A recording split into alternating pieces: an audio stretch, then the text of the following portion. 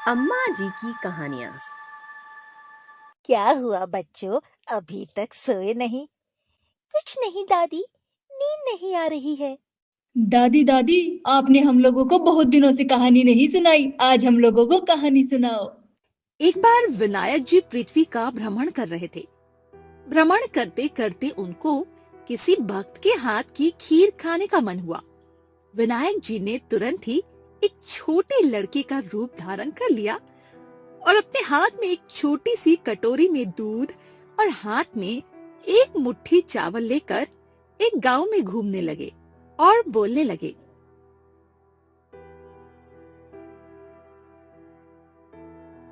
मुझे बहुत भूख लगी है, कोई मेरे लिए दूध और चावल की खीर बना दो। माई, कोई तो इस बालक के लिए खीर बना दो। सब लोग उनको देखकर उनका मजाक बनाने लगे। विनायक जी ये सब सुनकर मन ही मन मुस्कुरा रहे थे। उनका मजाक बनाते हुए सामने खड़ी एक गरीब बूढ़ी अम्मा अपनी झोपड़ी से उनको देख रही थी। अम्मा को उस लड़के को देखकर बहुत बुरा लगा। बेचारा बच्चा भूखा है और ये सब औरतें उसको खाना खिलाने की बजाय उसका मजाक बना रही है। जैसे ही लड़का झोपड़ी के पास आया, अम्मा ने उसे प्यार से अपने पास बुलाया। अरे बेटा, मेरे पास आओ, क्या तुम्हें बहुत भूख लगी है?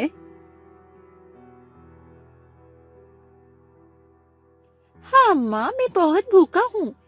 क्या आप मेरे लिए दूध और चावल की खीर बना दोगी? हाँ बेटा, बना दूंगी। ला, ये दूध और चावल मुझे दे दे, मैं तेरे लिए खीर बना देती हूँ। हाँ माँ, जल्दी से बना दो, पर एक काम करना, खीर बड़े वाले भगोने में ही बनाना।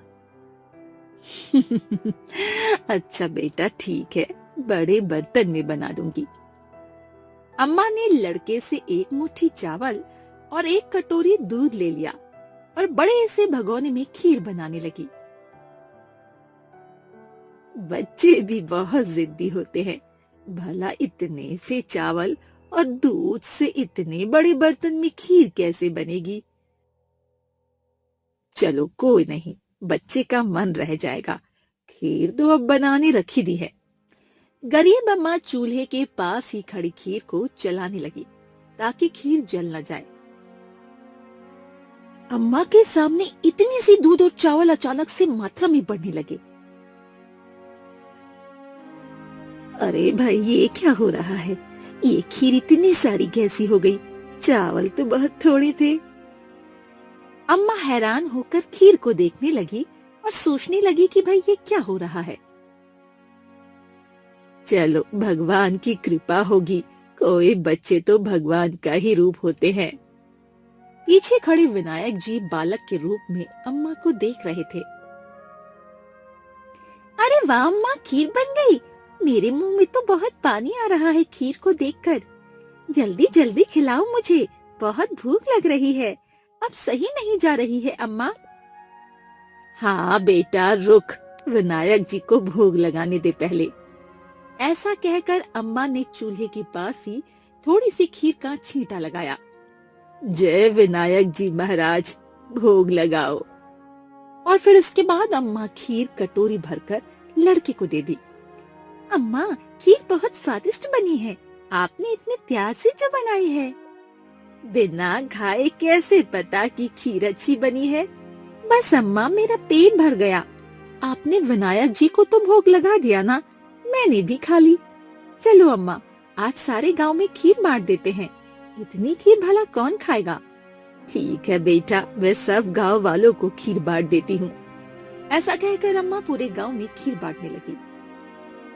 कल तक इस बुढ़िया के पास खुद खाने को नहीं था, आज पूरे गांव भर में खीर बांटती फिर रही है।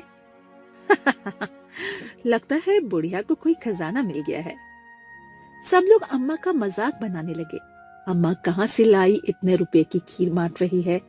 आज खुद तो तेरे पास खाने को नहीं है, किसके घर से चोरी करके लाई है? सब विनायक जी जाने, मैं तो कुछ ना जानूं। जैसे विनायक जी की कृपा। ऐसा कहकर अम्मा अपनी झोपड़ी पर वापस आ जाती है। अम्मा, तुम अपना दिल छोटा मत करो, मैं आज रात तुम्हारी झोपड़ी में सो जाऊंगा। बेटा, मेरे पास तो तुझे सुलाने के लिए बिस्तर भी नहीं है, मैं तो खुद जमीन पर सोती हूँ। अरे अम्मा, दिल छोटा क्यों करती हो? मैं तो जमीन पर ही तुम्हारे पास सो जाऊंगा। ठीक है बेटा, मैं चादर बिछा देती हूँ, तुम भी मेरे साथ ही सो जाना जमीन पर। हाँ अम्मा, ठीक है, मैं ऐसे भी बहुत थक गया हूँ, बहुत नींद आ रही है मुझे। अम्मा ने बिस्तर बिछा दिया और दोनों बात करते करते गहरी नींद में सो गए। रात को 2 बजे लड़के की आंख खुल जाती है। अम्मा उठो। क्या हुआ बेटा? अम्मा, बहुत जोर से शौच लगी है, जंगल दिशा जाना है, जल्दी बताओ कहाँ जाऊं? इतनी रात को कहाँ जंगल में जाएगा, कोई जानवर तुझे ना पकड़ ले। बेटा, तुम बाहर झोपड़ी के ही शौच कर लो, मैं सुबह उठकर साफ कर दूंगी। ठीक है अम्मा, मैं बाहर ही शौच कर लेता हूँ। अम्मा लड़की को ऐसा बोलकर गहरी नींद में ऐसी सोई कि सुबह ही आँख खुली।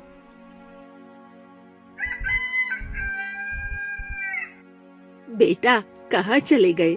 बिना मिले ही अम्मा से चले गए। जरा बाहर जाकर देखूं, कहीं बाहर तो नहीं है। चलो लगे हाथ बाहर से उसका शौच भी साफ कर देती हूँ। अम्मा लड़के को ढूंढती हुई झोपड़ी से बाहर आ गई। हे विनायक जी, वो लड़का कहाँ गया मुझे बिना बताए। अचानक से अम्मा की नजर झोपड़ी के बाहर पड़ती है। सामने शौच की जगह बहुत सारे हीरे सोना चांदी पड़ा था। हाय रे मेरे विनायक जी, ये क्या हो गया? इतना सारा सोना चांदी का मैं क्या करूंगी? मुझ बुढ़िया पर इतनी कृपा की, मेरा तो जीवन ही बदल गया। मुझ गरीब को धन्य कर दिया आपने तो। ऐसा कहकर अम्मा विनायक जी को याद करके रोने लगी। मैं धन्य हो गई, वो लड़का साक्षात विनायक जी ही था। अम्मा को रातों रात अमीर देखकर सब लोग अम्मा से जलने लगे। काश उस दिन हमने उस लड़के के लिए खीर बना दी होती, तो हम आज रातों रात बुढ़िया की तरह अमीर बन जाते। हाय रे हमारी किस्मत। कुछ दिनों के बाद विनायक जी फिर से छोटे लड़के का रूप धारण करके उसे गांव में आ गए। हाथ में एक मुट्ठी चावल और एक छोटी सी कटोरी में दूध। है कोई जो मेरे लिए खीर बनाएगा? मुझे बहुत भूख लगी है। इस बार सभी लोग लड़की को पहचान गए और सब आपस में लड़ाई करने लगे। हम बनाएंगे खीर, हम बनाएंगे खीर। लड़ाई करते करते एक औरत ने लड़के के हाथ से दूध और चावल ले लिए और लड़ने लगी। चलो चलो सब यहाँ से जाओ, अब खीर मैं बनाऊंगी, चावल और दूध तो मेरे पास है। अच्छा काकी, आप ही बना दो मेरे लिए खीर, जल्दी बनाओ, मुझे बहुत भूख लगी है। हाँ हाँ, आओ आओ मेरे सुंदर घर में आराम करो, मैं अभी खीर बना कर लाती हूँ। कामिनी ने लड़के को सुंदर बिस्तर पर बिठा दिया और खुद खीर बनानी चली गई। लड़के के बिना बोले ही उसने खीर को बड़े भगोने में चढ़ा दिया। खीर सारी जल गई। ये क्या हुआ? ये खीर तो जल गई और बढ़ी भी नहीं। बुढ़िया की खीर तो 100 गुना हो गई थी, मेरी खीर तो पूरी जल गई। एक काम करती हूँ, इसी को दे देती हूँ खाने को। कुछ जलने की बदबू आ रही है काकी। कुछ नहीं बेटा, वो थोड़ी सी खीर जल गई, मैं अभी दूसरी खीर बना देती हूँ तुम्हारे लिए। जरा एक बार इस खीर को खा कर तो देखो। काकी, ये तो खाने लायक नहीं रही, मुझे तो खीर की ही भूख लगी थी। एक काम करो, अब रहने दो, मेरी भूख जली हुई खीर को देखकर मर गई, मैं अब जाता हूँ। अरे बेटा, शाम हो गई, अब कहाँ जाओगे? एक काम करो, आज रात मेरे घर में ही सो जाओ, कल सुबह चले जाना। अच्छा काकी, तुम कह रही हो तो यहीं रुक जाता हूँ आज रात। अरे वाह, मान गए विनायक जी, अब तो मुझे कोई अमीर बनने से नहीं रोक सकता। अरे वाह कामिनी, तूने तो कमाल कर दिया। काकी, जल्दी से बिस्तर लगाओ, कहाँ सोना है, बहुत नींद आ रही है। आओ बेटा आओ, देखो मैंने तुम्हारे लिए कितनी सुंदर मखमली बिस्तर तैयार किया है, आओ सो जाओ। लड़का बिस्तर पर लेट जाता है और थोड़ी ही देर में उसको नींद आ जाती है। रात के 2 बजे। अरे बेटा, जंगल दिशा जाना है क्या? अरे काकी, इतनी अच्छी नींद आई थी, अभी नहीं जाना जंगल दिशा। मुझे लगा तुमको शायद सोच लगी होगी, बच्चे हो ना, अच्छा तुम सो जाओ।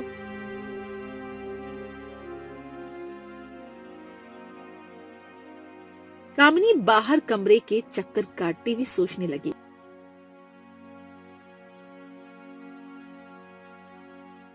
अरे ये विनायक जी जंगल दिशा क्यों नहीं जा रहे? अब मैं कैसे अमीर बन पाऊंगी? थोड़ी ही देर में कमरे से आवाज आती है। काकी काकी कहाँ हो?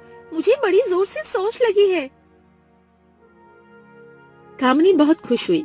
आई बेटा, एक काम करो, इतनी रात को जंगल में कहाँ जाओगे? बाहर आंगन में ही बैठ जाओ, मैं कल सुबह उठकर शौच साफ कर दूंगी। ठीक है काकी, तुम कह रही हो तो बाहर आंगन में ही कर लेता हूँ। कामिनी विनायक जी के बाहर जाते ही गहरी नींद में सो गई। सुबह के 5 बजे कामिनी की आंख भयानक दुर्गंध से खुलती है। अरे इतनी गंदी बदबू कहाँ से आ रही है? छी छी, मुझे तो बदबू से उल्टी ही आ जाएगी। चलो बदबू बाद में देखती हूँ, पहले बाहर जाकर सोना चांदी तो इकट्ठा कर लूं।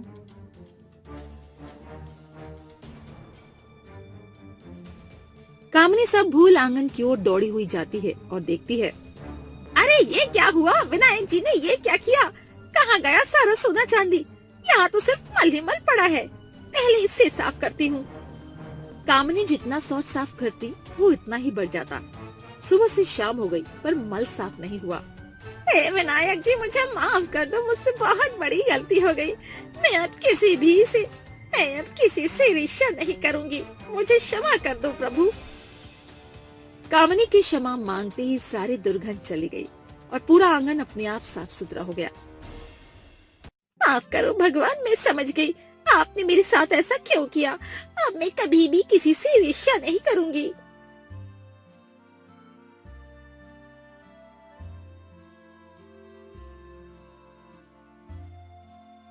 तो बच्चों, आज की कहानी से हमें यही शिक्षा मिलती है, हमें कभी भी किसी से ईर्ष्या नहीं करनी चाहिए। हमारे पास भगवान का दिया हुआ जो भी है उसी में संतुष्ट और खुश रहना चाहिए।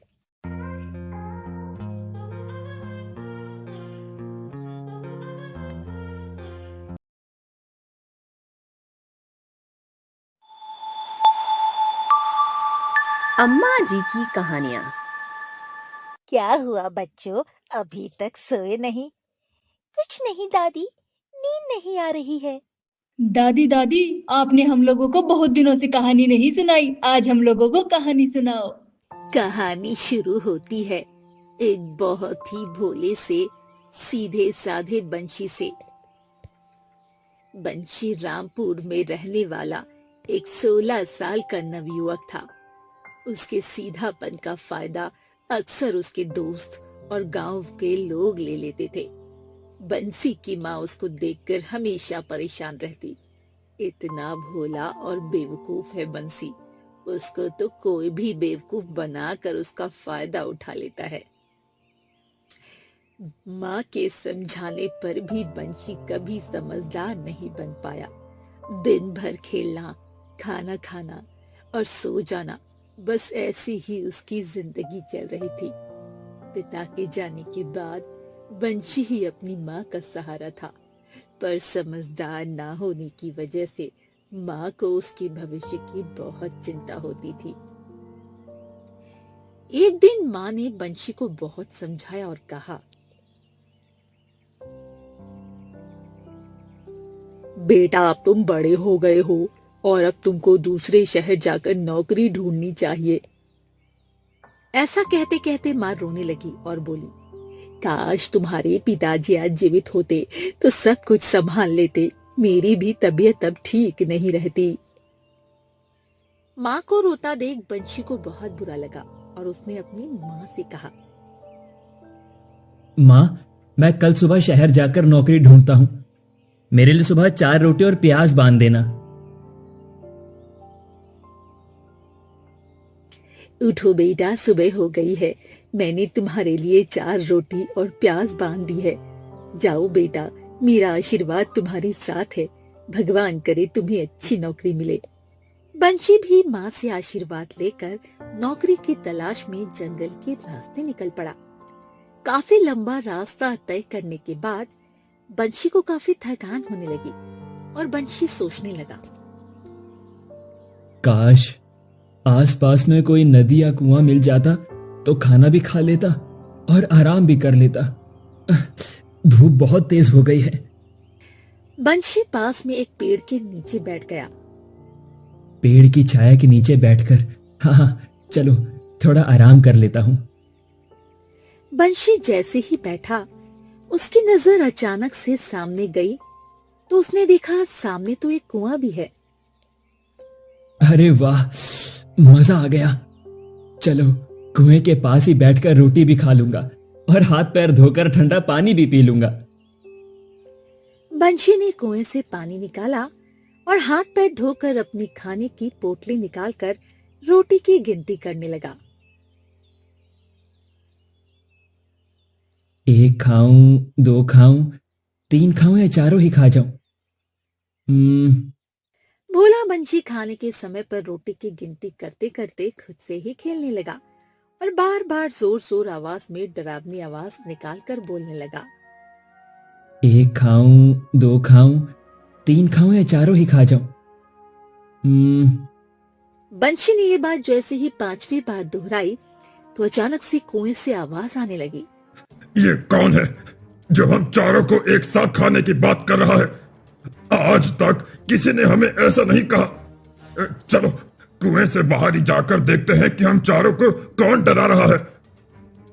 और अचानक से कुएं के अंदर से बवंडर सा निकलने लगा।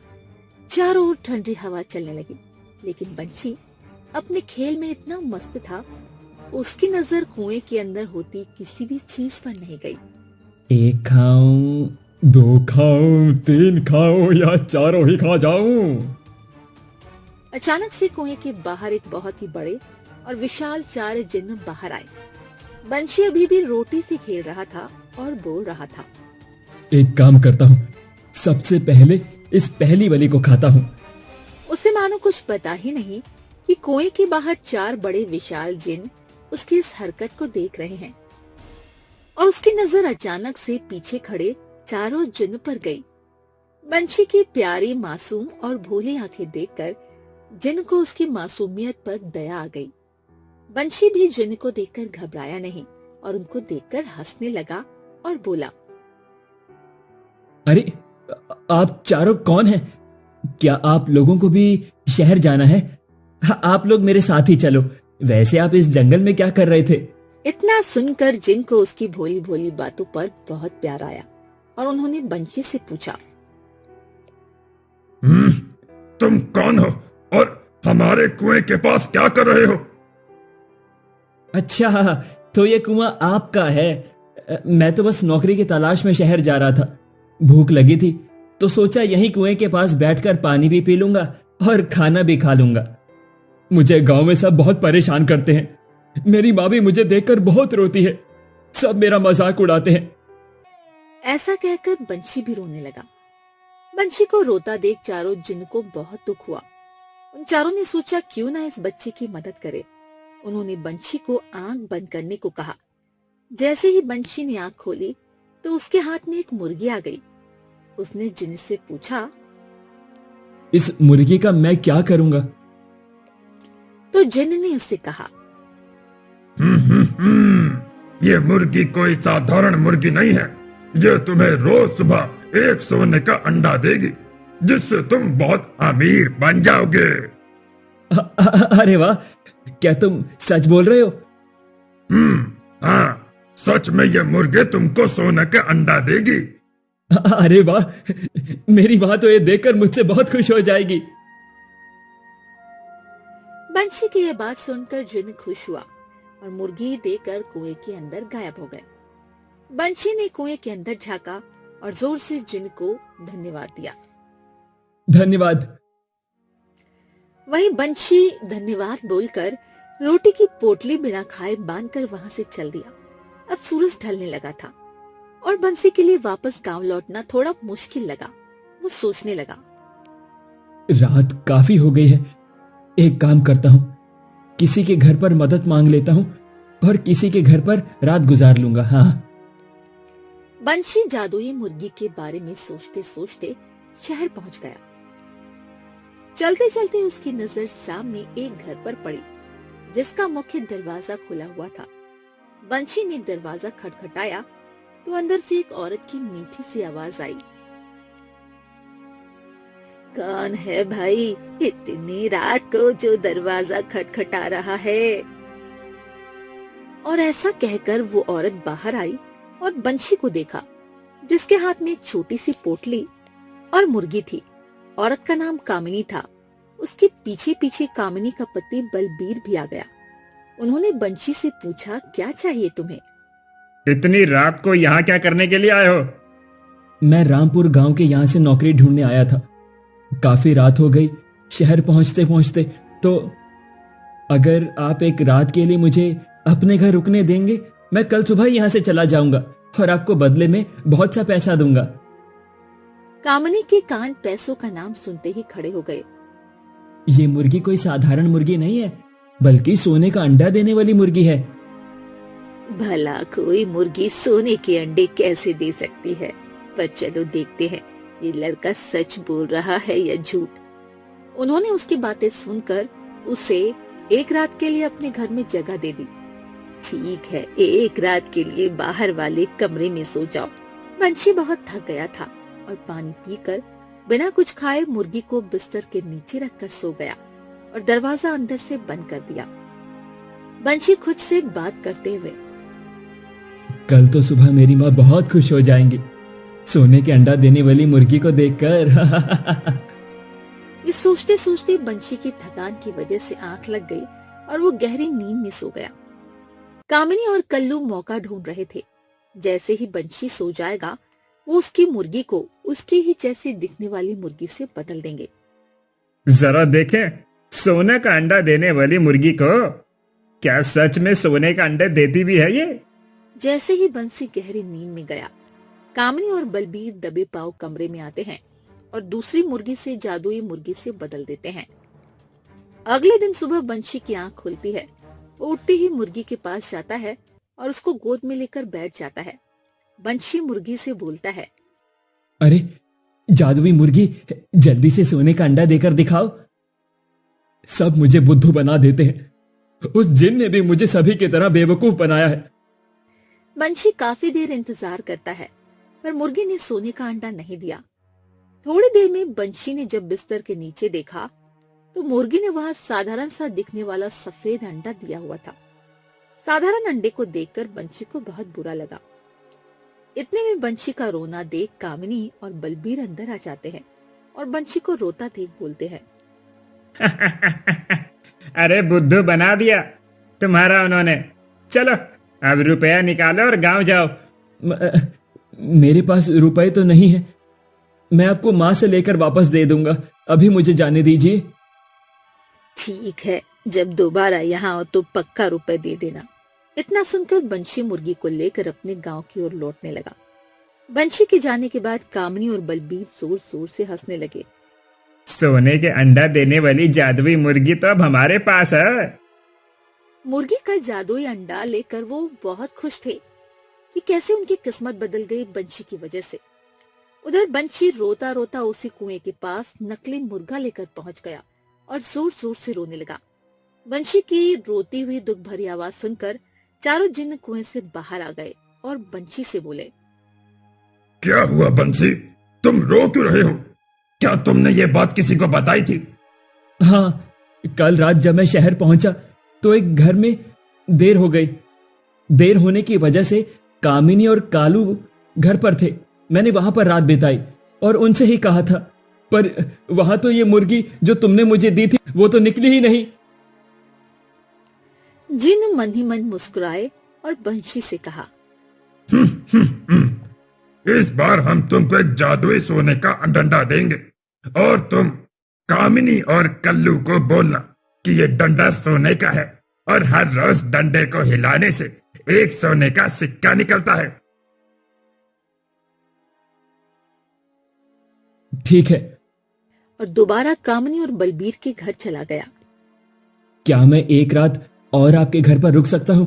आपको पता है, इस बार मैं बुद्धू नहीं बना और सोने का डंडा लाया हूँ जो हर रोज एक सोने का सिक्का देता है। कामनी और बलबीर उसकी बात सुनकर बहुत खुश हो गए, मानो उनकी तो मौज हो गई हो। ठीक है बंसी, तुम बाहर वाले कमरे में जाकर सो जाओ जाके। कामनी और कल्लू बंशी के सोने का इंतजार करने लगे। बंशी जैसे ही गहरी नींद में सो गया, वो उस कमरे में आ गए। जैसे ही उन्होंने डंडे को हाथ लगाया, जादुई डंडे ने उनकी जोर जोर से पिटाई करनी शुरू कर दी। बचाओ बचाओ बंसी, हमें बचाओ। बंसी, इस डंडे से हमें बचाओ। हल्ला होते सुन बंशी की आंख खुल गई। उसने देखा जादुई डंडा कामनी और बलबीर की जोर जोर से पिटाई कर रहा है। बंशू को देख वो चिल्लाने लगे, तुम ही इस डंडे से हमें बचा सकते हो। हम तुमसे माफी मांगते हैं, हमने ही तुम्हारी जादुई मुर्गी चुराई थी। हम वापस लौटा देंगे बंसी, हमें इस डंडे से बचा लो। मत मारो इन्हें, बस और मत मारो। बंशी के कहते ही डंडा शांत हो गया और एक ही जगह रुक गया। बंशी ने डंडे को हाथ में लिया और कामनी और बलबीर से अपनी जादुई मुर्गी वापस मांगी। कामनी और बलबीर को उनके किए की सजा मिल गई। डंडा और जादुई मुर्गी वापस पाकर बंशी बहुत खुश हुआ और खुशी खुशी भगवान का धन्यवाद करते करते अपने गांव वापस लौट आया। तो बच्चों, हमें इस कहानी से यही शिक्षा मिलती है, बुरे काम का बुरा नतीजा ही होता है। हमें हमेशा ईमानदारी से जीवन जीना चाहिए।